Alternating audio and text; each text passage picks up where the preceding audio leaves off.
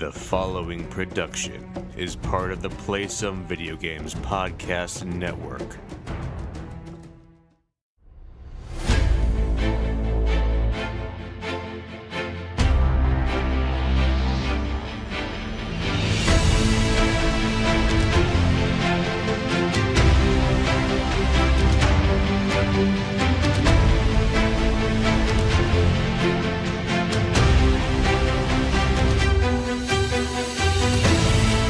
Greetings, Space Invaders, and welcome to Board with Video Games, the gaming podcast that strives for the right balance of coverage for games you play on your table and on your television. You can think of us as the spaghetti and meatballs of gaming podcasts. We're a proud member of the PSVG Podcast Network. I am one of your hosts, Kyle, and joining me on this co-op adventure, the guy whose meatballs never roll off the table, Josh. How are you doing this evening? Doing very well. I'm home relatively early for me. So it's nice. Now I'm like, what do I do with my free time? Do I go to bed early? Do I play a game? That's what's on my mind right now. The answer is we record a podcast. That is what we do. Afterwards. And my meatballs never hit the ground. Are you a big fan of spaghetti with meatballs? Yeah, I mean, my last name is Borboni, so... Well, I assumed so, but I didn't want to... It's marinara sauce. I feel like that would be a condition. Yeah, I'm dying. And my son loves meatballs, which is nice. It's one of the few foods that he'll actually like eat without question and without forcing. So that's pretty good sign. Do you have a specific family meatball recipe or anything like that? Yeah, we have my grandmother's meatball recipe, which my dad has, which I'm sure someday will go. I think my brother has it. So someday I'll get that. So you don't even have your family's meatball recipe? I could get it. I haven't ventured into making homemade meatballs yet. Only because my wife doesn't eat beef. Oh, okay. So you can think about a chicken or turkey. It would have to be, yeah, but that's not my grandmother's recipe. That's true. You know what I mean? So yeah. Someday I'll have it when my son's eating meatballs with me. And but yeah, we have a recipe, and it's very stereotypical because I'll say no one makes them as good as my grandmother, not even my dad doing her recipe. That is the way that usually goes. So last question about meatballs before we talk about games. Big meatballs, little meatballs? What size meatballs are we talking here? Recipe, we're talking big meatballs. Okay, so we're talking like baseball size? Like a plum size. Okay, that's solid. Okay. So not a Swedish meatball, little meatball. We're talking big, hearty Italian meatball.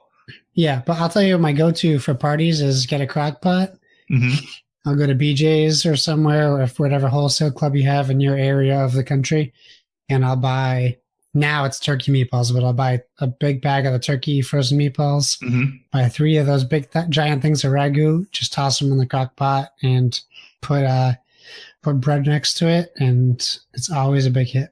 Are you a fan of the barbecue sauce and grape jelly meatballs in the crock pot? That sounds horrible. Yeah, so that's a big thing around here. I don't know if it's a Midwest thing, but you get meatballs and you take like basically a bottle of get Sweet Baby Ray's or whatever kind of barbecue sauce you want. Put a decent helping of barbecue sauce in there, a few tablespoons or more if you want to of grape jelly in there. Mix it all up, let it sit in the crock pot. It's actually surprisingly delicious. Okay. I know. It's one of those things that when you hear it, you're like, wait, what? Grape jelly, barbecue sauce, meatballs? I know it sounds wrong, but it actually is pretty darn tasty. But hey, you know what? This is not a meatball podcast. It's a gaming podcast. So thanks so much for joining us this week. As always, send any feedback, questions, suggested topics to Board with VG on Twitter. Also at Board with VG on Instagram, where Josh posts many, many pictures of the awesome games he is playing. You can find us over on Facebook at facebook.com/boardwithvg. Also, if you want to communicate with us long form, still waiting for the first fanfic, you can hit us up, boardwithvg@gmail.com. And finally, use that hashtag boardwithvg on all the social media so we know what you're playing and we can all be part of the awesome conversation. So enough of the housekeeping things. Josh, what have you been playing on your tabletop, sir? Oh, good question. Good question. Well, you know what's real funny? I'm trying to remember what I played this weekend. I think the wife was only up to learning one new game. So that game was so for a little behind the scenes. Last week, Kyle and I talked, and we decided we would both play a game that we own. Wow. Okay. Words. We decided to play a game that we both have. We both have. Jeez, what is wrong with me? It's late. It's okay. It's a weeknight. It's late at night. It's early for me. Well, yeah, for you, but for most of our listeners, I'm assuming are in bed already. Yeah. So I text the wife. I said, we have a homework to do. We have to play Flip Ships. And she has been dreading playing this game since I bought it. And for whatever reason, because I think we saw it at PAX Unplugged and I was interested and she gets embarrassed with that style of game. So she was really not wanting to play it. So every time I asked, like, can we play this? She's like, no, not tonight. Which is her way of saying no, not ever. So when I told her we were playing that, she's like, why? I don't know. And I told her why. So Kyle's playing it, we're playing it, okay? It's happening. So we sat down. I literally sat across from the table, and while reading the instructions to her, just watched her face, just utterly defeated by the whole premise that we're playing a game that is a dexterity game. It's the first dexterity game we've ever played. So that should be noted. And then I'm like, oh, okay. After I read the instructions, I'm like, you have to come over to this side of the table. We're playing this together. I think that helped a little bit, and once we got going, I wouldn't say she warmed to it, but she didn't hate it as much as at first. And, this is one of those games that is not, I don't want to say it's not for everyone, because it could be for everyone, but it has an audience, I would say, of people that would definitely love this game as compared to a general casual gamer. Not this, and I'm not trying to single anyone out, because I genuinely like this game. And when I was reading the show notes, I was like, Kyle was playing Space Invaders. Why? But that's the feel of this game. And I said Galaga for whatever reason when we were playing it with my wife. I'm like, this is like Galaga. I think similar style game. You are technically, depending on how many people play, a fleet of ships. We were a duo of ships that had a fleet at our disposal, but not all the time. And what you're doing is you're setting up a board, which we had just the correct amount of space on the table, our little fold-up table we use in the living room now. Mm-hmm. And what you're doing is you're setting up a we'll call it a field that you'll be playing in. Starts with Earth's. Well, is it Earth? I assumed it was Earth, I guess. A planet's atmosphere, and it goes out into space to where you will reach a mothership, which is attacking you with smaller minion ships. And your goal in this game is to literally take icons representing your ships. You have 3 different levels of ships that have different abilities, which are random. So each game you might have different abilities. And you have stages 1, 2, and 3. So 1 is your weaker of the ships or your lesser ability of the ships. 2 and then 3, but 2 and 3 are harder to get. In a 2-player game, we played on the training level, which gave us all of our stage 1 ships. Mm-hmm. But depending on the difficulty, you won't get all of them right away. I think you get, or maybe a player count, one of the two. Yeah, changes. I think player count changes that. I think with a 2-player game, you always start with all 3 of your. Okay, so player count will change that. And what you're doing is you're literally taking the token that symbolizes your ship and either putting it on the edge of your table or on a launch pad, which is just a wooden block that I messed up putting the stickers on, of course. I did too. Okay, good. I like when I was taking one of the stickers off, I ripped it really badly. And I was like, I didn't rip anything. I just didn't put them on evenly. Gotcha. And the book doesn't really give you great instructions. It just says construct your launch pad. Mm-hmm. Like, give me something. Like it did. It gave you 4 stickers. Yeah. So and then you would flip it off that launch pad from a corner, I believe, if you have more room on the table, whatever the case may be. I did terribly the first few times we did it. But what you're trying to do is flip your ship onto the enemy ships or into the mothership. And these would signify attacks, successful attacks, or critical misses, or just barely misses. And I have a question I'll ask you when you talk about your experience with it. But as you're attacking the ships, once your turn is over, all your misses go into a launch bay or a launch pad, and then you will get them back. But once you finish your attack, the enemies move. And the enemy ships have special abilities like shield, which would shield a ship adjacent to it. Some of them are stronger, so they require 2 hits to take out. And they also have movement. And if they move forward and there's a ship in front of them, it pushes the ship in front of them closer to you. Once a ship lands in your atmosphere, it will assign damage to your planet or your home base or whatever you want to call it. And you start at 20, and once you're down to 0, game over. So I'll let you talk a little bit because you're going to talk about it, I believe. And then maybe we can go back and forth on that. Yeah, so when I told my wife we were going to play this, she actually reacted very similarly to your wife. My wife does not like dexterity games. The only other one we really played a lot or multiple times was Flick 'em Up, and she does not like that game at all. So I was like, hey, we're going to play this game. It's called Flip Ships. And I was kind of explaining what was going on. Instantly, she was like, but I was like, well, it's cooperative. And then she was like, oh, okay, this might be okay. As one side note, did you notice the box says Flip Ships, no matter whether it's right side up or upside down? Yeah, I took my pictures. I did one of each side of the box. Small, but cool little thing. But anyway, so we played it. And I will say, I love this game, but I am horrible at this game. I am so bad at it. Like, I didn't think trying to flick this little disc off the edge of my table onto these ships would be so hard. Yeah. But I'm really not very good at it. I really struggle. So we have only played the easiest base level. And that is one thing I really enjoy about the game, is that no matter whether you're playing with 2, 3, or 4 people, it gives you different difficulty levels, both from the number of ships you have to destroy, as well as the amount of damage you need to do to the motherships. You can really fluctuate the difficulty the more you play this game and the better you get at it. I truly do believe this is a game, the more you play and the more you get a feel for it, you'll get better for it. It's not necessarily like a Euro game where you just start learning the strategies. It's just that flipping these discs is a lot harder than you'd think it would be, especially to get them to go where you want to. Yeah. So we have only played on the easiest level.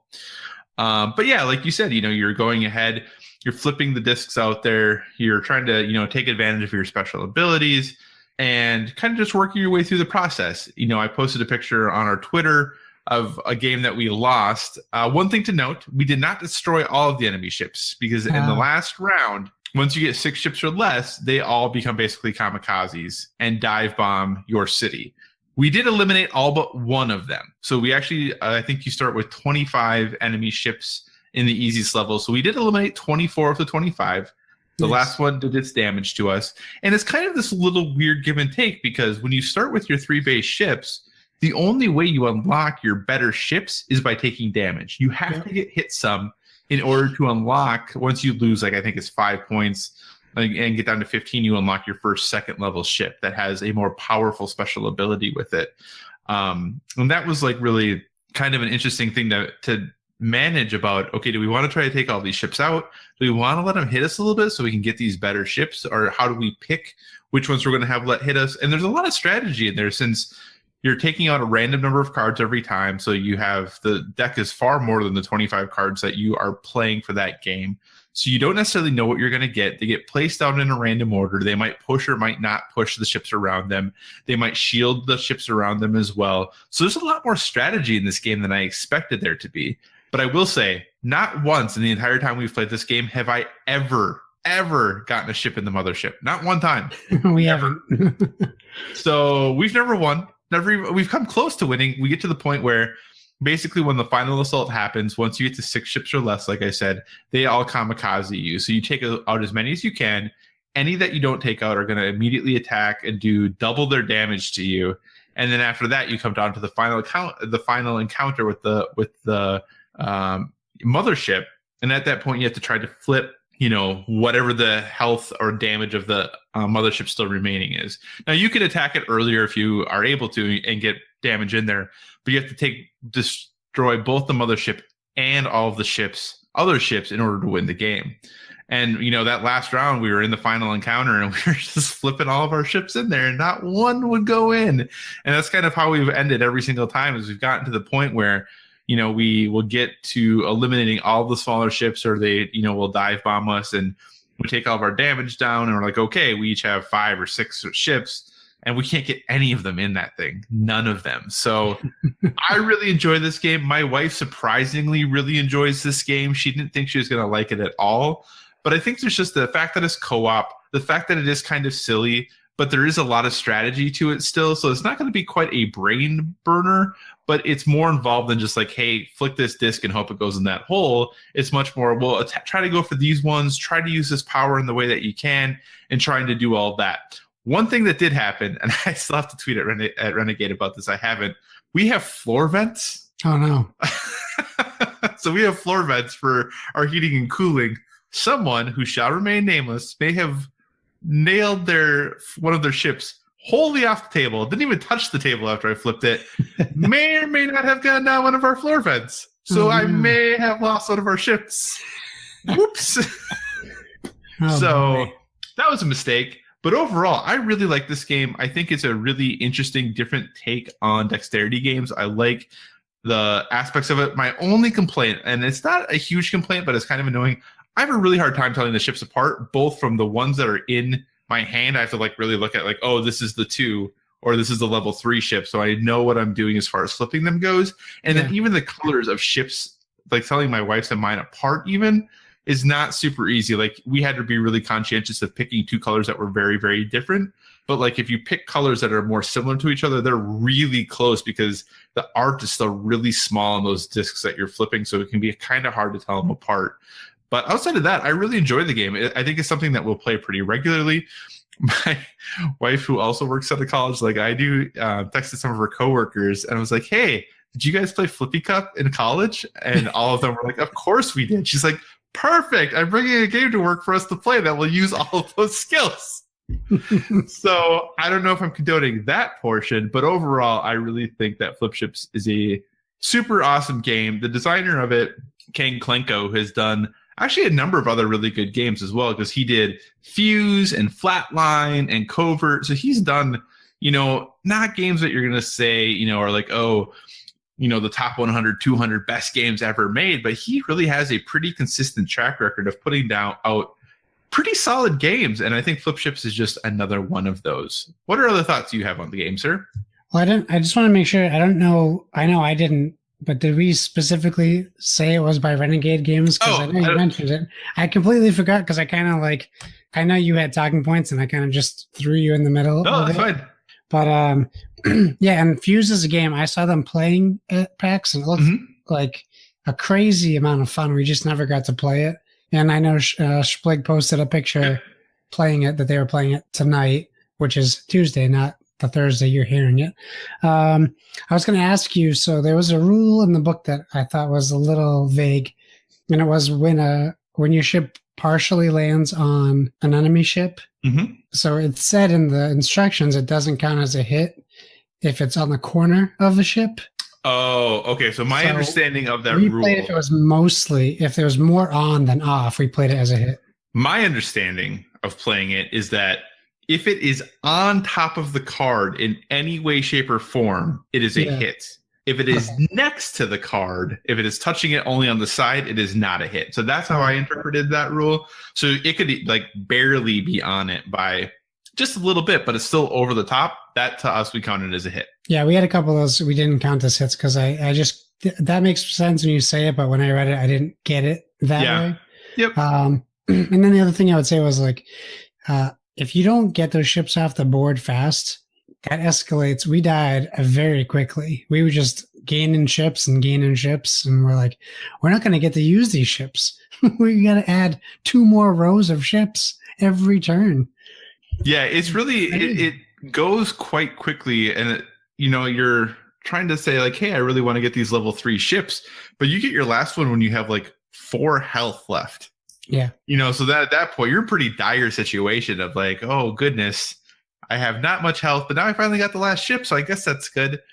Yeah. But yeah, it is pretty rough. Our first game, when we were just learning, trying to figure out this flip technique and what's the best for us to do, we died in a blaze of glory really quickly. Yeah, like it did not go well at all. But once we got the feeling down for a little bit, we were able to fend things off a little better and do a little bit better. And we were able to pretty consistently get to the end game. But I'm kind of in that catch-22 right now. If I feel like we're able to handle the middle portion of the game pretty well, but we just can't beat the mothership.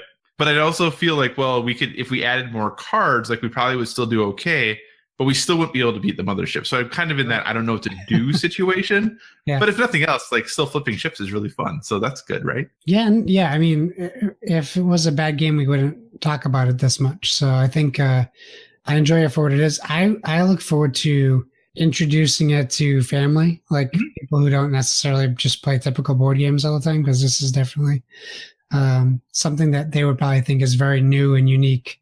So I'm excited to try it with more players. Definitely. One last question before we move on. Yeah. Did you flip things off the end of your table, or did you use the launch pad?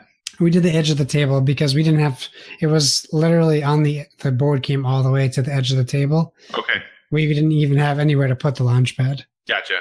Yeah, because when you use the launch pad, you're supposed to push like the edge of the board, like 2 inches or whatever it is forward. Yeah, something like that. Yeah, so we also did the edge of the table, but we run into the issue of that our table, my wife is big into woodworking, and our table's like the first big project she ever built. Yeah. And I'll say it's very rustic. That's what I'll go with. So it's not always super even. And it actually was built and designed that way to be a rustic table where it has imperfections. But then we realized as we were playing a whole bunch of board games that maybe wasn't the best plan. So we ran into a few issues with that. But yeah, I think it is kind of interesting because when you're playing with the edge of the table, you have to like squat down. So you're like getting like lower than your tables and you're trying to like flip. It is kind of a interesting thing to do, especially if you had a group. I think it would make the game quite a bit of fun because you are putting yourself in really kind of awkward and odd positions to try to figure out how am I best going to flip this ship to the place I want it to go. Yeah, for sure. So how do you recommend, you would say? If it sounds interesting to you, I would say it's definitely worth the pickup. If you're a one style type of gamer, I mean, maybe try it at a friend's house first. But if you're like the two of us, were very explorative with our gameplay and we have all these different styles of games, or I've never played Flick 'em Up, but games like that, or like Meeple Circus, games that are unique and different, I would say, yeah, definitely. I'm looking forward to playing it more. Awesome. Well, hey, sir, that's it for board games. What video games have you been playing? So I continue my Dad of War quest. How many hours would you say you're in if you had to guess? Does the PlayStation app let you know? No, not really. And that's a bummer of that. And there's no in-game clock on it either. Oh, really? Okay. Yeah, there's no in-game clock in God of War, so I have no idea how long it took me to. Jeez. I don't know. I'm going to guess 10 to 20 hours. It's a pretty large window. It's hard to tell. I haven't, it's so hard for me to find time right now to play it that I don't even like clock if I played for 40 minutes or 2 hours and 40 minutes. Like, right. I finally got to and completed the spoiler quest that was shown on Clueless Gamer. So I'm not that far in the game, I don't think, at least based on the possibilities of what's left in the story. Right. I gotta say though, the polish is wearing off for me. Like that shiny new exterior that I thought of God of War. Mm-hmm. I talked about it a little bit on the OT that I was on, the PSVG's the OT over the weekend. I mean, I still like the game, but it's not where I was when I first started. Mm-hmm. Which is fine. It could still get me back into it very quickly because I just got to a part that was very intriguing to me, where I was, hanging on a ledge listening to three people talk. I know where you are. Oh, okay. That's just where you got to? Well, I got past that, but that's like that part really kind of got me more intrigued. Okay. To the game. Like I was getting a little. I'll say this: for God of War, and this isn't a slam on God of War because God of War has always been like this. It just might be where I am mentally, video game wise. It's getting very repetitive for me. But that's like, it's not a knock on the game because that's what I know God of War is to a certain extent. Right. It's just not holding it's not grabbing my attention, and maybe it's because my time is so limited. But I don't want to sound like a hypocrite either because Far Cry 5, a lot of that stuff could be perceived as repetitive as well. I just didn't view it as that while I was doing it. Because everything I did was in Far Cry, even if it was puzzly or repetitive, everything I did progressed the story in one manner or the other. I didn't stop and do the fishing games. I didn't stop and do the hunting stuff. Everything I was doing kept progressing the story.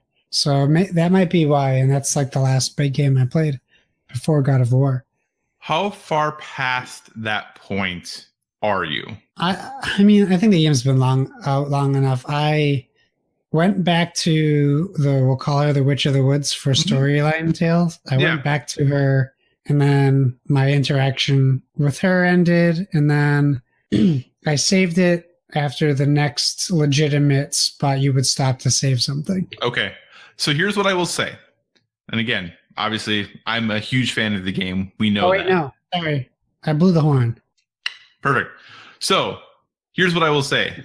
When I got to the point that you were talking about where you're hanging on a wall, listening to some people talk, right before I got to that point, I was like, is this all this game is going to be? After that point, and a few things happened, you kind of talked about this other thing, I started to enjoy the game more again as I went on because of specific new characters that are introduced. Okay. So that is what I will say. So, like I said, maybe you won't fall in love with it. For me, it was more the story than anything that kind of drugged me forward and really was that through line for me. Yeah.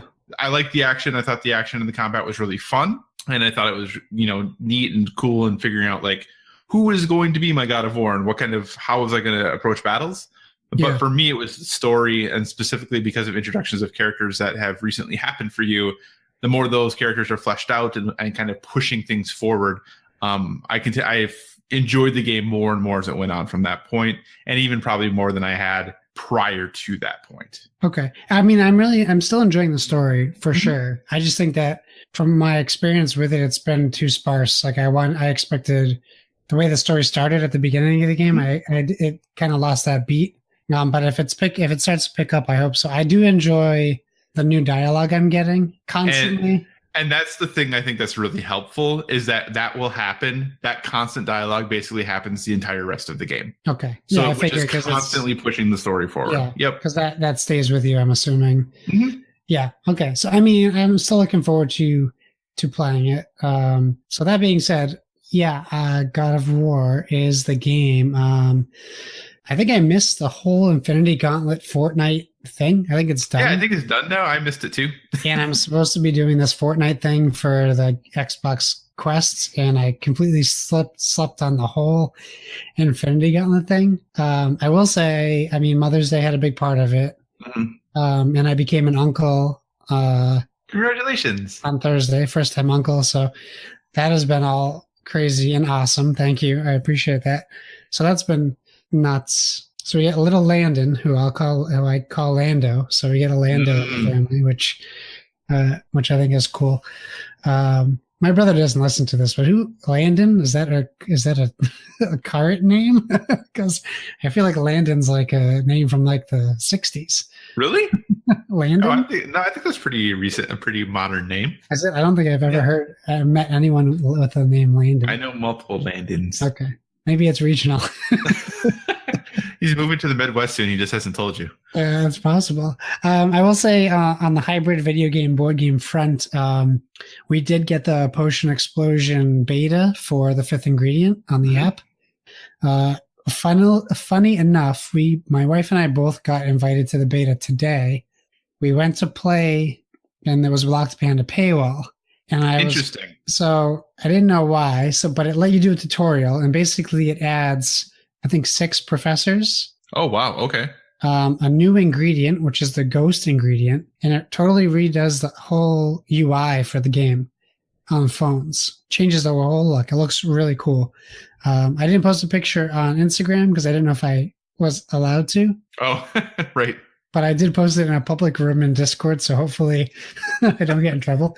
No big deal. But I emailed them, and they emailed back pretty quickly, and they were like, "Oh, today's the last day of the beta, and we had an issue with the mobile app that was blocking the content, but on the PC it's free." And I'm like, "Well, why did you let us into the beta on the last day of the beta?"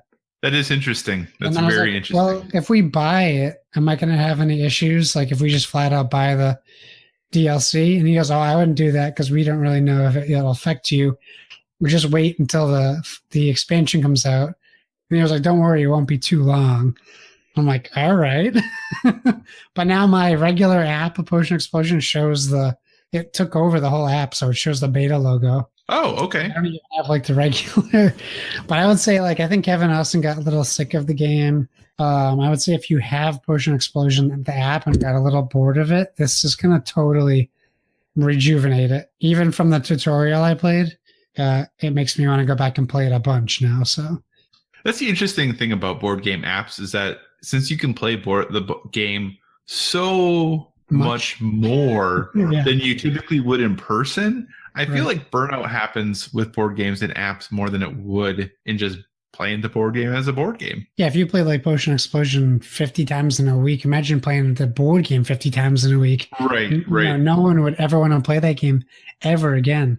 And this is, let's shelve this for a future conversation because this would probably be a good topic. That's true. It would be. Absolutely. Any other video games you've been dabbling in, good sir? So I got Limited Run Games sent me a code for Saturday Morning RPG on the Switch. So I have been dabbling in it. I think we'll talk about that in a future episode. Hopefully we'll let you guys know because I know that Kyle has it on the Vita, which had some sad news today. Yeah, it did. But that's okay. I mean, it's not unexpected.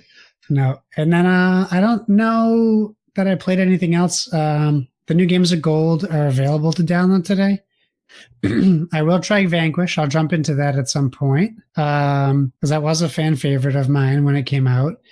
And now that I have Metal Gear Phantom Pain on PS4 because that was a PS Plus game. PS Plus game. So I'll still download it in case they drop a X enhancement. Mm-hmm. But I don't think there is one currently. So I don't know if Konami's going to do anything like that. Yes, they have no reason to do it with that game. But that's been about it. I've been tempted to try Laser League, but every time I want to try a game, I think that's going to take away from God of War. So I'd rather just play God of War, and I want to finish that. And that makes sense. I don't want to start a new game. I think State of Decay will be the thing that if we get to play that together, that will be the one thing I'll allow to take me away from God of War for a little bit, just from the co-op aspect. But otherwise, nothing else. Gotcha. What about you? I actually haven't been playing too much. I've been really busy for the last, actually 2 weeks or so. Things have just been really crazy. Work's been really busy. So it's been really hard to get in any gaming time. I have been playing Saturday Morning RPG, like you mentioned. I bought it years and years ago, a while ago on Vita, Switch 0.5, I guess we'll call it. Instead of calling the Switch Vita 2.0, which would be fine too. So I was playing that there. I've been playing that there. I'm enjoying it so far, but like I said, we'll talk about that more in probably next week, once we've both had a chance to get a little more into it. Still playing Overwatch. That's kind of the game that I'm always jumping back into.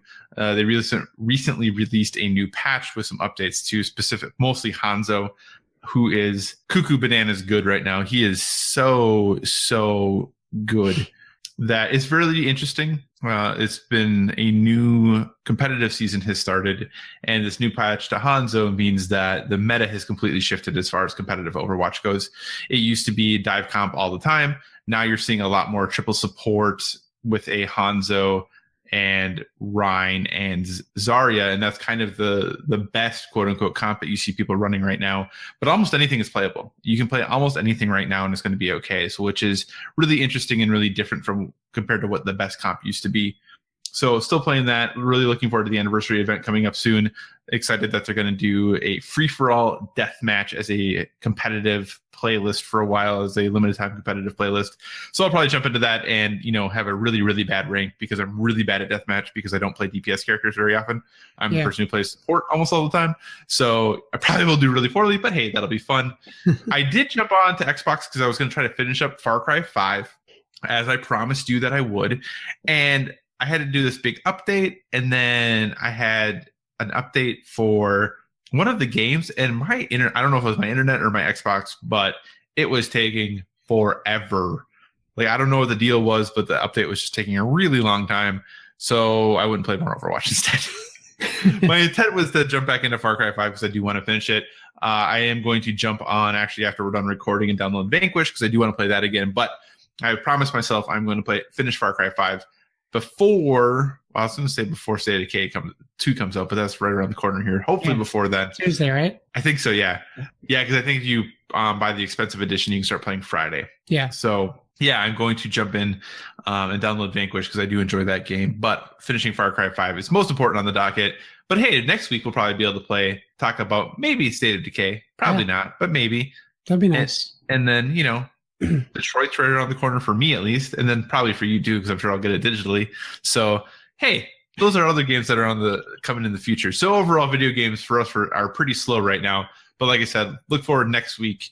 Hopefully, we'll be talking about Saturday Morning RPG, which early impression, the game isn't a looker, but it's more fun than I think it should be. It's a good nostalgia grab. Absolutely, absolutely.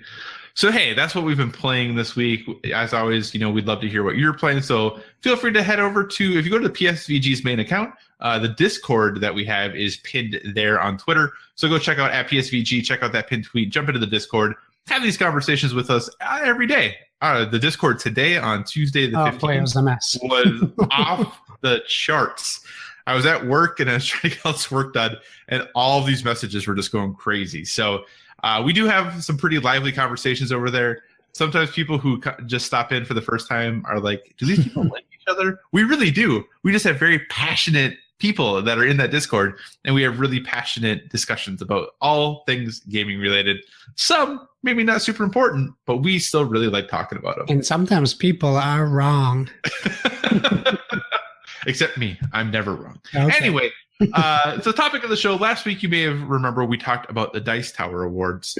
Well, it's that time of year in gaming, especially board gaming, which is going to be the focus still tonight, is that many organizations are announcing their awards for the games that came out last year. So first off, the Spiel des Jahres announced their nominees for 20, I guess technically 18 award nominees, which usually cover the games that came out the year before. So the games that they have nominated, they have 3 categories basically that Spiel talks about. The main category of the Spiel des Jahres is usually going to be more of like a family weight game. There's the Kinderspiel, which is going to be more of your Euro style or heavier games. And then there's the Kinderspiel, which is going to typically be for games that are focused for kids.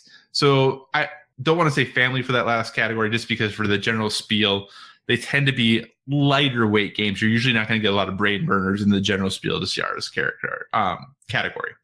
So this year's nominees for the Spiel des Jahres are Azul, The Mind, and Luxor. For the Kennerspiel, they are, oh boy, why did I give myself these ones? Here we go.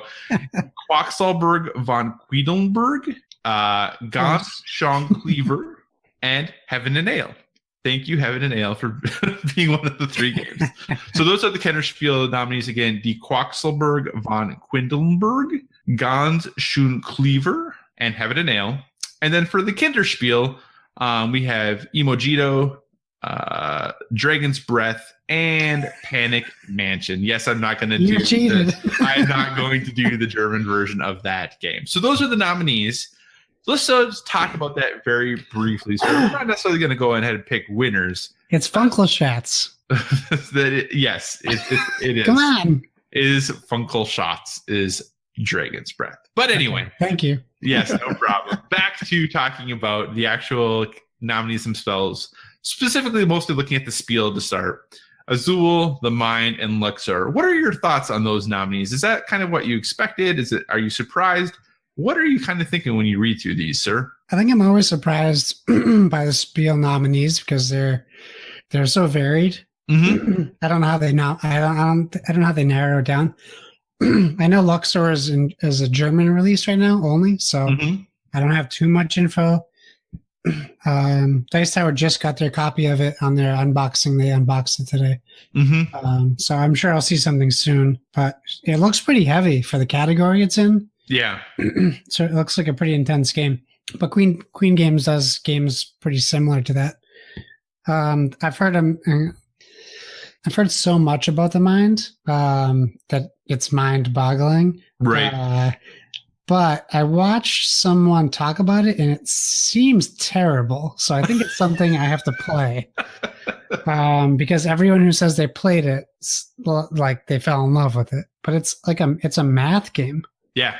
With numbers, and everything about that terrifies me. Yeah, it is I think it's a really interesting group of nominees. Like, if obviously the Spiel tends to, I feel like every year they kind of nominate. I feel like there's one game that I'm like, yes, I can completely see that.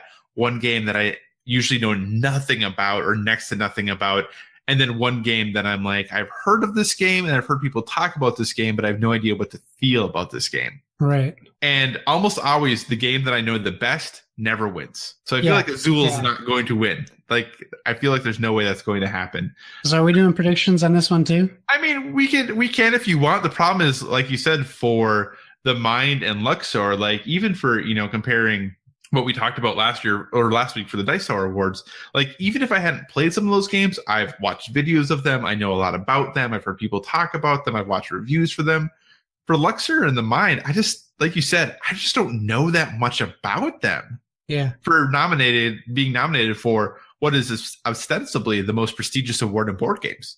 I at least heard about the Mind a lot, but I never heard of Luxor. In fact, when I saw the cover, I thought it was like one of those mobile app games where you're like matching jewels. Yeah, I was either that or it was one of the ones where it's like find these things in the room where you have to that's the kind of what the cover looks like. So I don't feel confident at all in making any predictions as far as this. Okay, we'll skip predictions then. Okay, and then obviously for like this, I said the Kenner Spiel, Heaven and Ale is the only one of the three games I know anything about. Yeah.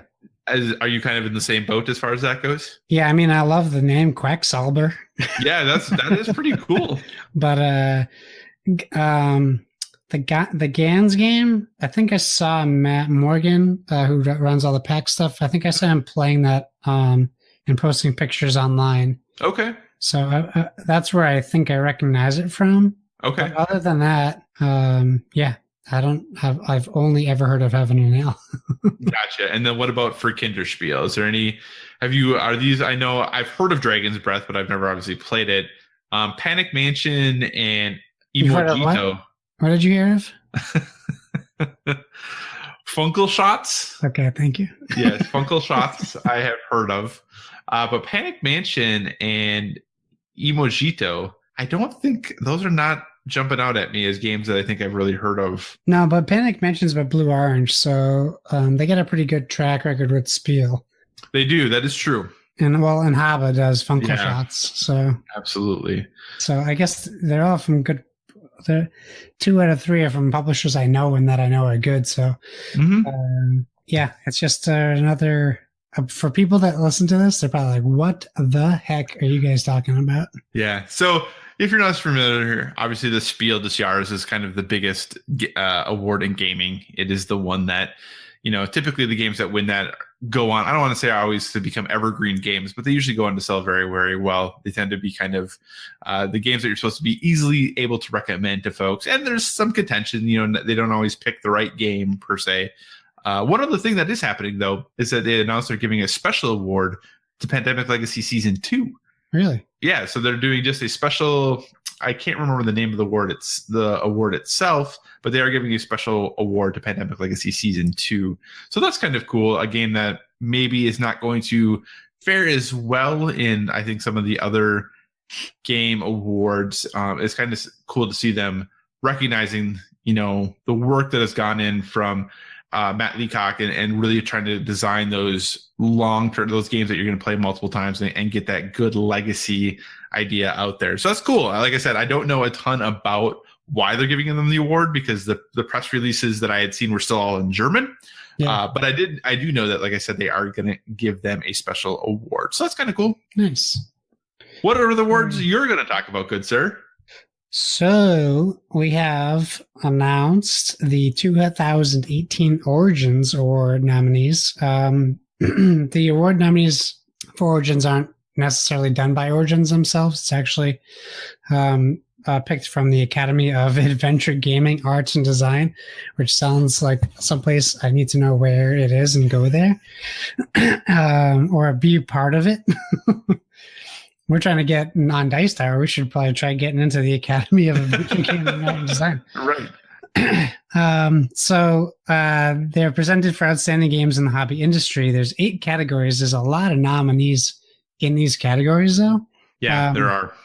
So there's a plain old board games category, and I'm going to tell you these names, and there were some surprises in here for me. So for the nominees for board games, we have The Captain is Dead, Dice Forge, Gloomhaven, The Godfather, Corleone's Empire, Great Western Trail, Lorenzo Il Magnifico, Near and Far, Pandemic Legacy Season 2, Raiders of the North Sea, TAC, a beautiful game. That's in the title. I'm not calling it a beautiful game. Sagrada, and Santorini. So you said there's some surprises in there for you. What are the surprises in that group? Not that it's a bad game, but I was very surprised to see The Captain is Dead on that list. I could see that. I played it. It was good, minus the guy mansplaining. Alpha becoming the alpha to my wife, like at the table. Oh, I was gonna say, can you be mansplained too? Is that a thing that can happen? I think so. No, he played the alpha. We didn't. We were playing our own game, and he came in and asked to join in, and then he ruined our game. Unfortunately, yeah. I mean, and TAC, Raiders of the North Sea. Those are just games we haven't seen on lists before. Right. So not that they don't deserve to be on the list. I was just surprised to see them because I think at this point, when we start seeing like top sellers and all these things, these are games that haven't necessarily been in those lists. Absolutely. So I'm trying to remember, is The Captain is Dead, is that the game that has the really unique graphic design? I would say, I don't know necessarily. You're in a ship, and the ship is color-coded by rooms. Okay. And you are also color-coded characters. Someone is the like second in command, someone's the engineer, and you're being invaded by aliens. Okay, because I'm thinking like it's like really like bright and colorful, yeah, and like sci-fi, but everything is really vibrant. Is that the game? Am I thinking the right game here? Maybe. Okay. Well, I guess it's not really important. If I say the artwork is sharp, does that make sense to you? Yeah. So like it's really angular, like bodies and stuff. Okay. Yeah. Then I think I am thinking of the same game. That's okay. Do you want me to keep going? Do you want to talk about these? Well, who do you think? So Origins, obviously, not the Dice Tower. That sometimes the Origins Awards folks think that maybe don't hold as much weight as we would like them to, or maybe don't always, I don't want to say pick the right games, but that they don't always have the track record of picking games that seem like they should be the ones that would win the categories. Right. So when you look at this group, are there games specifically you feel are missing? Do you feel like this is a good representation of the games of the last year? How do you feel about it? I feel good. I think that I'm surprised Photosynthesis didn't make it on there. Mm-hmm. At least not on this list. Right. After playing Sagrada, we played Sagrada again over the weekend. Mm-hmm. I really think I would have changed some of my votes to Sagrada from the last week's episode. Okay. So I would say if I had to pick a favorite from the group, I would pick Sagrada. In general, I think it's a pretty. I always say phenomenal in this. It's a pretty superb game, right? And the mechanisms and how it works and the replay value. So, I mean, I think that's jumped up a bit from playing it. But that's also how things work when they're more fresh in your mind. Right. I think the only one for me when I look at this that I would kind of expect to be there that isn't is maybe Azul. Yeah, for sure. Yeah. But otherwise, overall, when I look at that list, it's a pretty, I think they have encompassed a really diverse group of styles of games, because there are other, obviously, categories that happen. But when you look at something like Dice Forge and Gloomhaven and Near and Far and Sagrada and Santorini, like if you put those into a group, like that's a pretty eclectic mix of games right there. If you just, say, hey, like stylistically, what of these do you want to play? Yeah. I think it's a really interesting category overall. And I think for the most part, most of those games are quality, and it is a unique grouping of games. So I think they, for the most part, like I said, other than maybe Azul, seems like a good nominee list. Yeah, I really want to play Raiders of the North Sea. I really need to pick that up and Agreed. Just get it over with. Agreed. In the best way possible, not in the way it sounds. Right. All right, so let's move on to card games. So we have 10 nominees for card games. And these are kind of all over the place too. So this will be interesting. So 5 Minute Dungeon, Aeon's End, Custom Heroes, Ex Libris or Ex Libris, however we decided to say it, The Fox in the Forest, Hero Realms, Honshu, Jump Drive, The Lost Expedition, and One Deck Dungeon. I kind of love this category. I never really put all those games into a card games category in my head. Right. But I kind of love these kind of games. These are great, like 2-player games, like easy to pick up games. Absolutely. Except for Aeon's End. I don't think that's an easy to pick up game, but I'll let you talk mostly on it, but Fox in the Forest says it all for me personally. Yeah, I love Fox in the Forest. I think folks know that, and I talked about that pretty extensively before. The one thing on here that really caught me off guard was Honshu. Yeah, I felt like that came out 2 years ago. I think it's a reprint. Didn't Renegade buy it this year or last year? Maybe. I'll say, because every time I think of Honshu, I feel like it came out in like 2016. But overall, yeah, this is a really interesting mix of games for me. Just like you, the Fox in the Forest is the one that jumps out the most. Bummed that I'm not going to be able to play it more often since my wife isn't a fan. But I just look at this too, and like Renegade has 3 games on this list, which is pretty impressive for them. So yeah, overall, really, again, a good group of games that, are some maybe better than others. Sure, have I played all of these? Obviously not. But I think overall, there's nothing on here that sticks out to me as a big, oh, why is that on there? Right. These are all games that seem to make sense as far as why they're on the list. But again, hope Fox in the Forest pulls it out. Come on, Fox in the Forest. Yes. Sorry. I was thinking about E3. I'm like, yes, board games. Take that, E3. Get some board game stuff in here too. All right. Next category is collectible games, which is also very, very varying. We start with 10 nominees. We have Card Fight Vanguard Demonic Advent Booster. So that might be for best name. Dungeons and Dragons Miniatures, Icons of the Realms, Monster Menagerie 2. These are great names. DC Comics Dice Masters, Batman Foil Packs. Very specific. Batman Foil Packs, not the game itself, the actual foil packs.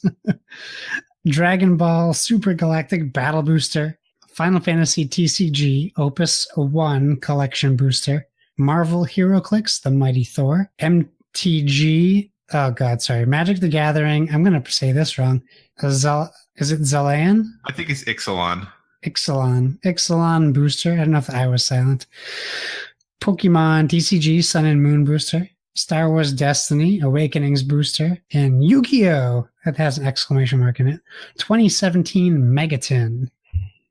Star Wars Destiny, for me, is a no-brainer. But I really think that the Dice Masters is really killing it with everything they're putting out. And as big of a fan of the Courier series as I am, which is the original Dice Masters, I really wish I played it more. Mm-hmm. Like, my wife and I had the best intentions to play it, and we just never did. So I gifted them all to Kevin Austin. So I'm hoping he's getting some playtime out of it. But I'm a really big fan of Star Wars Destiny. So That's what I would say. What do you think? You have any insight on any of these collectible games? I really don't. I got specifically out of the collectible games because of the amount of money I spent on them. Yeah. But I didn't even know the Final Fantasy TCG was a thing. Yeah, I've seen it at the hobby store a And lot. now I am looking at it being like, should I buy some of this?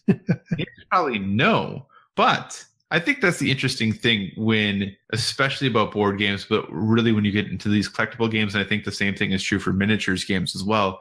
There are entire communities that even though we play a lot of games, I'm like, I have never heard of this before. Yeah. And I don't think that's completely unreasonable. There's like a Resident Evil TCG I didn't know about until way after it came out. Right. So, yeah. But hey, so yeah, for me, there's nothing specific that jumps out here. I think, you know, if I was going to pick something, I would probably go with Star Wars Destiny as well, just because that's cool. You know, Magic and Pokemon and Yu-Gi-Oh! They've all been around the block a few times.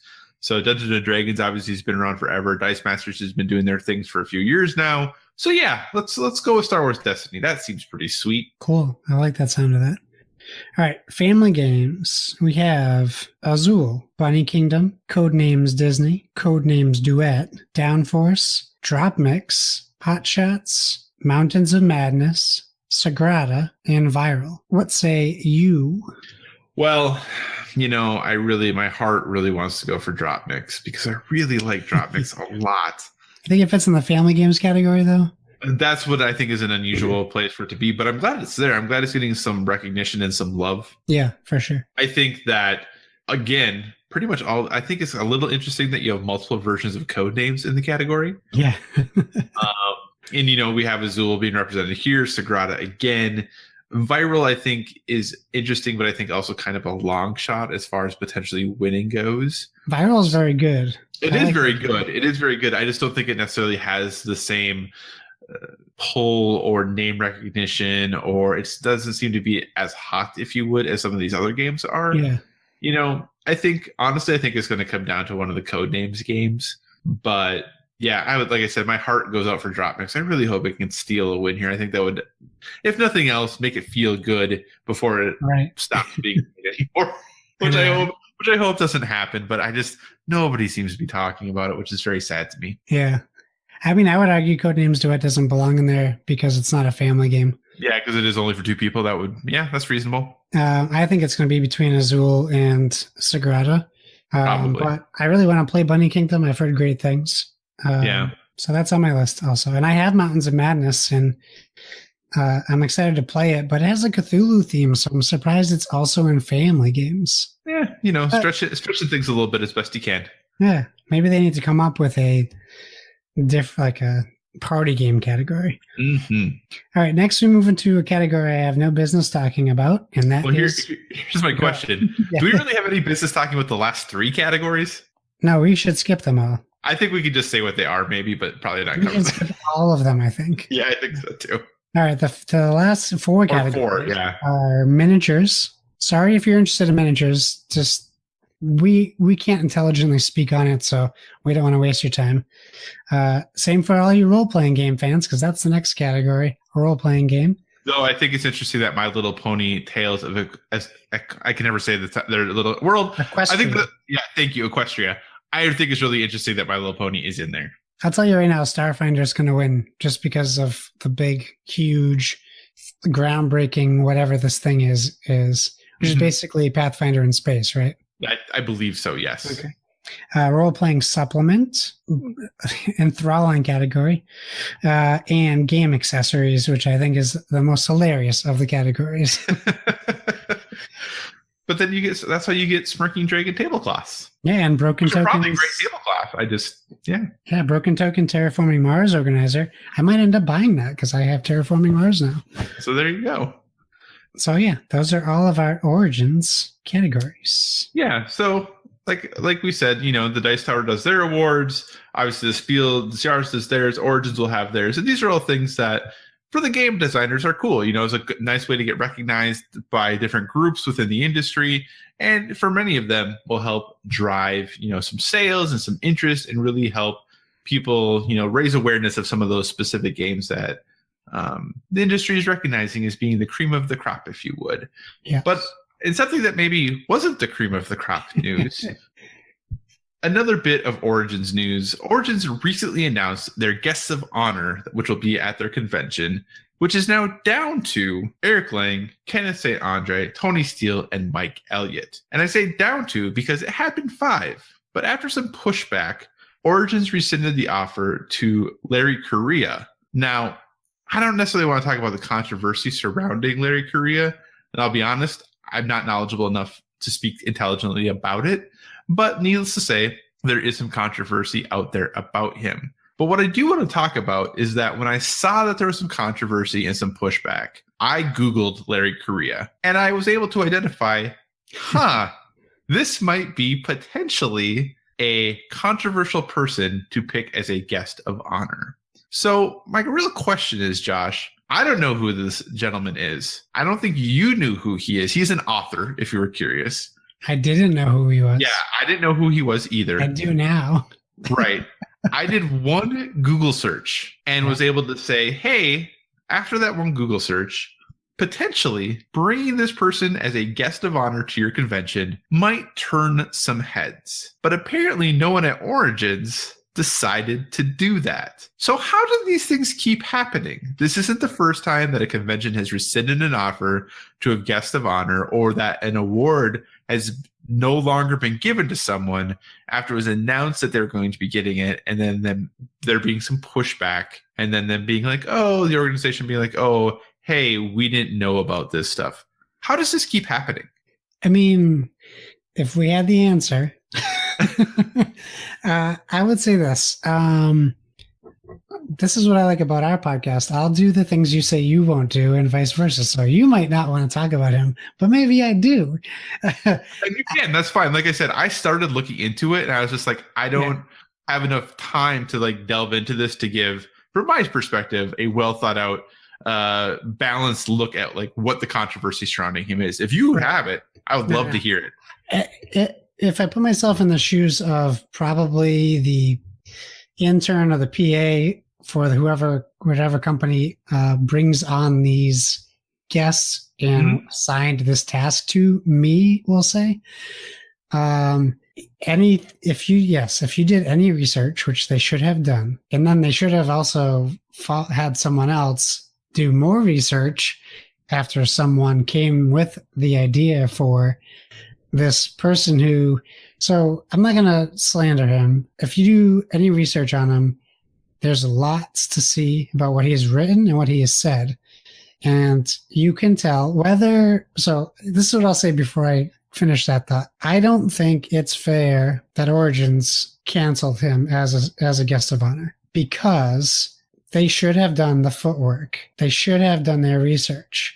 Now, doing your research, you would see that this gentleman is a very toxic person, and it would seem like he likes to surround himself in controversy when there isn't necessarily any there or is perceived differently. So, looking at his convention history should be an immediate red flag. Never have this person at a convention. If you do a little bit more reading and see his interaction with George R.R. Martin, who was trying to be a very sensible sounding board, you would say, okay, this person has angered lots of people. Someone we probably shouldn't have at our convention. So, having said that, and I got sucked way down the rabbit hole today. I did a lot of reading about Larry. I'm not trying to judge him because I don't know him, but I can only judge him based on his words and what he has personally said. And that would be enough for me not to book him for a convention, especially one where you're trying to get a bigger audience every year. It would be critical in the bad way to your convention. It could hurt you tremendously. So, yeah, if you don't do your research, you're bringing it upon yourself. This should also reflect negatively on Origins because it's bad press. It's bad PR. It would be like having Charlie Sheen at a convention now, and people go, "Oh, I thought he was great in Hot Shots." I had I had no idea what he was up to. Like, that's on you. Like, you invite Charlie Sheen to an '80s nostalgia convention, and you didn't know what he was up to in the 2000s. That's not Charlie Sheen's fault. He's just living his life. He's a toxic person. You don't want him around. But he goes, oh, I'm going to get paid to do something. You might be crushing him. Like maybe Larry's just sitting around writing his next book, which he has a big following for. Mm-hmm. And for crying out loud, it's called Monster Hunters. Like just the name alone, you get a whole new audience in there. He could have just been sitting around being bummed that he hasn't been going to conventions and gets this, I'm going to be a guest of honor. That's awesome. That might have lifted his spirits up. That might have made his day, week, month, year. That is totally unfair for them to do what they did. It's not his fault that Josh Baloney didn't do his research before inviting him. So are you saying then that Origins should have just said, our bad, we'll do a better job in the future, but we've already extended this offer, so we are not going to rescind it? They should have, yeah. I mean, they shouldn't even address it. We have this guy coming. He's a guest of honor. He's here to talk to his fans who are coming to our con. We're in such an age now that everyone's nose is in everyone's business. Mm-hmm. If you don't like Larry, that's great. No one's telling you have to. Don't go to his panel. Or if you really feel like you have to tell him you don't like him, apparently it happens all the time. So he says, go tell him. Like, it's just like, it's like when sports players are invited to the White House, regardless of the administration, whether it's Trump or Obama or Clinton or Bush. That's something that happens. You don't have to go, or you can go and just not engage in politics. Me going to, if Larry's going to speak at PAX Unplugged, does not affect my experience at all. I'm not going to go see him speak. If he's a keynote speaker, I skip the keynote. If he's on a panel and I really find him that horrible, I don't go to the panel. If he's playing a game of The Captain is Dead, I walk by the table. Like, I understand how people can see it the other way. Like, you don't want a convention you go to representing someone you think is as bad as this person might be. If they did it, but you got to give them the benefit of the doubt. So maybe Origins has him back the next year. Then maybe you decide Origins isn't for me. I know that's like a pacifist approach to it, and you could definitely go more protesty, and that's your right to do. But in my opinion, all the blame lies on Origins, and it might not be a popular opinion. No, it's okay. I think it's totally valid for you, obviously, to have your opinion and belief in kind of where your dog is in this fight. Here's my follow-up question to that then, because I'll be honest, this was not the response I was expecting you to have, and I'm kind of excited about it because we might not agree on something, which doesn't happen very often. Which is okay. We cannot agree. Absolutely, we cannot agree. Absolutely. So in this situation, you talked about how, hey, if he is the keynote, I don't have to go to it, or if they are doing a panel, I don't have to go to that panel. But your ticket is paying for him to be there. So if you've already purchased your ticket ahead of time, say you didn't know who the guests of honor were, You've already purchased your ticket, you've already purchased your pass, and then they announce who it is. Do you, as someone who's already paid for this experience, have the right to be like, whoa, this is not what I paid for. This is not what I signed up for. You need to fix this. So I'll say, well, a couple of things. If I was buying my ticket for the keynote, Mm-hmm. If you're buying your ticket for the keynote and that happens, okay, one, you shouldn't buy a ticket before you know what you're getting. But isn't it that you have good faith that the folks at this convention that you've been to before, that you've been to for years, yes, they have your best interest as a gamer in mind? You don't need to worry about them bringing in someone who you would find to be offensive, not inclusive, however you want to look at it. Sure. Like, you have, they've never done something that made this mistake before. So like, you're like, hey, they have my best interest in mind. This is going to be fine. I can trust them to do what is going to be good for all of us. I think you should voice your opinion for sure. I think that if you go to this convention and there's nobody at the keynote, then maybe the message is sent.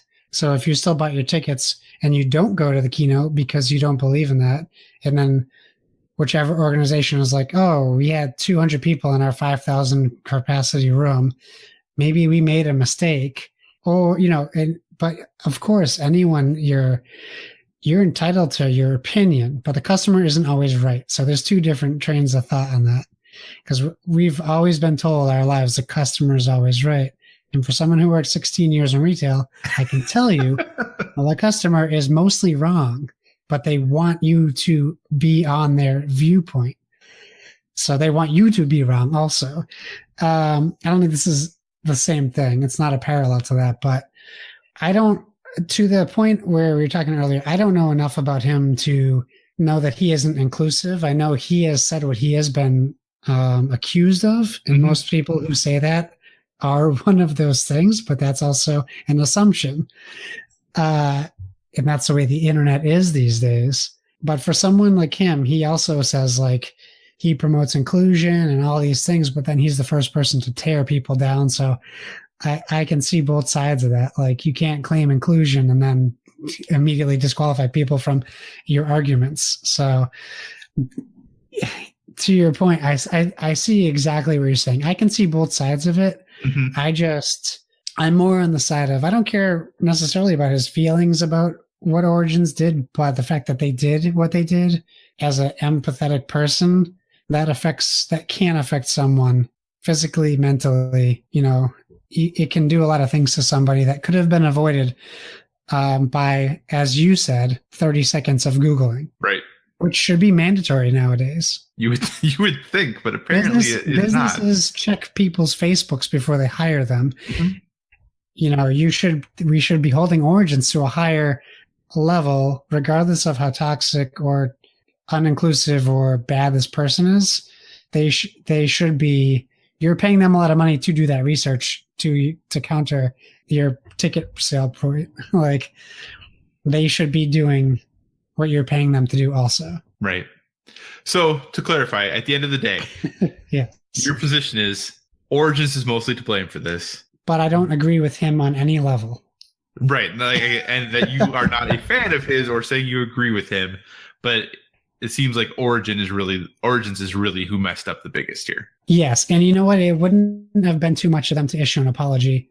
That's not alienating any fans. Right. No, I can see that. I can see that. They could have at least issued an apology. That being said, I'm only getting the story from his side. They may have issued an apology. Yeah, they issued a really very short statement that was like, hey, our bad. We, strive for inclusion and making everyone feel comfortable. He's but no you're also longer talking about a human being. You gotta No, for sure. For sure. Yeah, put some humanity into your apology. No, for sure. And like I said, I just don't know enough about him or the situation to feel like I can comment in a way that is meaningful in any way, shape, or form, other than to say, I am happy, Origins or any other organization, to Google things for you if you pay me a sum of money that is not very large.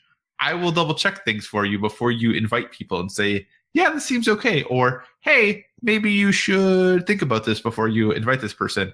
I will do the Googling for you. Or a big giant fat no. Or potentially be like, do it. I may not recommend this person, but in the end, it is your decision. So awesome. Well, hey, we're getting a little long here, but I think we have a couple potentially short questions that we can go through to wrap things up. Josh, what awesome questions have people sent over to @BoardWithVG on Twitter? Let's check them out. So we have Splig, we have two of our loyal listeners and commenters today. So Splig says, or asks, what are some go-to games? I'm just messing with them. Fix that, Twitter speak. What are some go-to games you just relax with that make it to the table/floor? Thank you, Splig. Often. For us, it's Patchwork, but Seven Wonders Duel may creep into the rotation. I was very happy to see Splig playing Seven Wonders Duel. I would say, to answer it for me, we're constantly finding new games that we're loving. So right now it's Century Golem Edition is a huge go-to for us. And Sagrada is coming back real hard into that rotation for us. What about you, Kyle? Yeah, so for us, I think the game Seven Wonders Duel is one of them. Is a game that we look at really regularly. Red Sevens is another game that we play quite often. And then actually the third one is a game that most people don't like, but is a game that my wife and I play with her parents a lot. We play a lot of Millborn. Oh, what? Have you ever heard of Millborn? No. Okay. Look it up. It's a game most people don't like it very often. It's a game you can get really, really hosed in, and it can it feels really bad to play sometimes. There are games that you just can't win. You just can't at all. It's a card game. It's about traveling a certain distance. It's French. You get things like Kufures and cool things like that. But we played a lot, mostly because we play with our parents. So it's just one of those things that we don't even have to think about the rules. We just know how to play. So if we're looking for that easy comfort food, it's, like I said, Red 7, Millborn, or also Seven Wonders Duel, for sure. Cool. All right, so Paul had two, I'm going to say they're both questions, they're comments mostly, but so Paul writes, I have not beaten Dad of War yet, and I'm interested in your progress, Josh Bones. So we did answer that already. We are behind, so I don't think it will be spoilery. Yeah, I got all that. So then he says, I know y'all dislike Monopoly, but I picked up Tanuki Mario and Rosalina to finish off my set. To which he adds, what are y'all's thoughts on the characters' abilities in a game like Mario Monopoly? And will they release more characters like Goombas or Turtles or Bullet Bill? And of course, all caps, Koopalings. So I'll let you talk on this, but I'm just going to first. But I will say to Paul, I responded on Twitter, I love Monopoly. I love it a lot. It's just everyone else who doesn't like playing it with me. They don't like it so much. But I'm going to throw it to Kyle real quick. Talk about Monopoly Gamer. So I'll be honest, I know nothing about Monopoly Gamer at all. I wish I did. I've heard good things about it. That is something I probably should add to my list about things that I'm just not super knowledgeable about or don't know a ton about. So Monopoly in general, I am moderately a fan. The only thing I don't like about Monopoly is how long it takes to finish the game. That's my one big downfall as far as Monopoly goes in general. But Monopoly Gamer, I've heard good things about. I hear that it's a version that people are really enjoying, and it seems like you're enjoying. So maybe I will add it to my list to pick up the next time I am at my probably my local GameStop. I will see if I can throw Monopoly Gamer on the list because I hear people talk about it. I hear people make these references about like abilities and powers, all things which I'm not aware of that have happened in Monopoly before. So I guess I'm gonna have to add it to my list, and I'm gonna have to make it a game that I make a point in playing. As always, everyone, we really appreciate when you reach up to us. Is there some news? Reach out to us. Reach out to us. Is there some news you want us to talk about? Is there things that you think are important for us to cover? Did you hear a comment one day that you were like, hey, I really wonder what the Board with VG guys think about that? Let us know. Send us a tweet over on Twitter at Board with VG, or feel free to talk to us over on the Instagram if you want to. Or like I said earlier, head over to Discord and join the PSVG Discord group. We'd be happy to talk to you there. So with that being said, our show has gone quite long this week, so I think it's about time to wrap things up.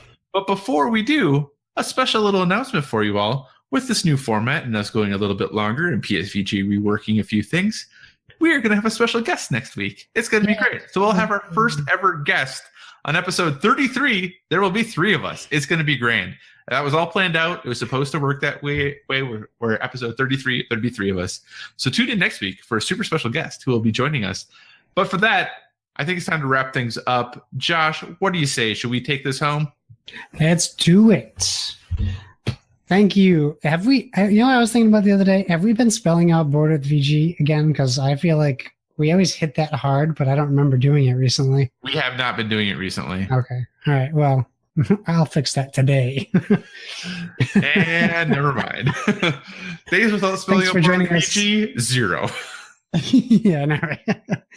Thanks for joining us, guys and gals. Remember, you can find us on social media at Board with VG. That's BOARD. And use the hashtag Board with VG. That's BOARD with VG. We're also on Instagram. That's BOARD with VG on Instagram. We have a Facebook. That's facebook.com/BOARD with the VG. Same with our Gmail. I mean, you guys know it by now, right? That's BOARD with VG@gmail.com. Oh, are we going long? Oh, yeah. I think I'm going to get a bill this month is how long we're going. I kid. We love you guys interacting with us on social media. We love all the pictures that you guys are sending. And we love to hear about your wins and your losses and your frustrations. And we love sharing ours. So keep on checking in with us. I'm still waiting for some messages from our list last week. I guess you guys don't want free stuff. So I'm not going to keep asking. I don't want to necessarily spend money. Instead of plugs, for me, I'm just going to say the day you're listening to this, PAX Unplugged tickets go on sale. I don't know what to expect, but I expect an increase at least. And it took them a little while to sell out of 3-day passes. I'm going to guess they sell quickly this time around. But if you guys get your PAX Unplugged tickets, let us know. Let us know on Twitter, Instagram, whatever, and let's meet up because at least half of us, maybe all of us will be there. So I'm greatly looking forward to it. And now that you know where I'll be, Kyle, where can they find you currently? Well, you can find me on all of the things: Twitter, Instagram, PlayStation Network, Xbox Live, Board Game Geek, all at Cyclocross, CYCOCROSS. As always, if you have any suggestions for future topics, reach out to us on the social media. Let us know what you want us to talk about. We really appreciate you all listening this week. And as always, everyone, whether it be board games or video games, never stop gaming.